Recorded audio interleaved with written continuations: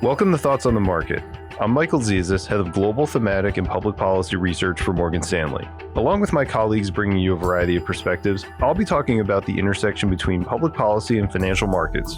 It's Thursday, January 12th at 10 a.m. in New York.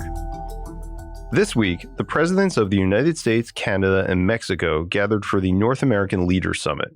For investors, a key result was a commitment by the countries to work together to boost the semiconductor industry in North America. While the practical details of this commitment will matter greatly, the agreement in principle underscores a few key themes for investors.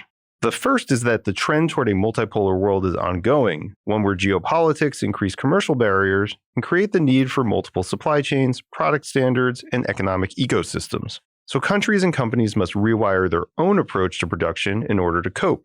This semiconductor commitment is the result of a determination by the U.S. that it's in its own interest to develop a substantial and secure semiconductor industry in its own backyard in order to mitigate supply chain risks to key industries, like automobile production.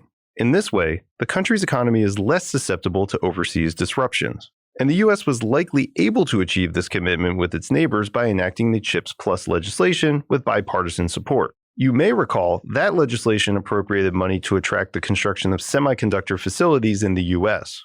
This brings us to our second point, which is that this commitment underscores the opportunity for Mexico to benefit from U.S.-led nearshoring. As we've discussed on this podcast with our Mexico strategist, Nick Lippman, Mexico has a sizable manufacturing labor force and proximity to the U.S. For semiconductors, that means Mexico could potentially be a supplier, or at least a supplier of the goods and materials that go into fabrication. It's one of the key reasons that Nick has upgraded Mexico stocks to overweight. So, in short, this meeting was another step on the path toward a multipolar world, a key trend we're tracking in 2023.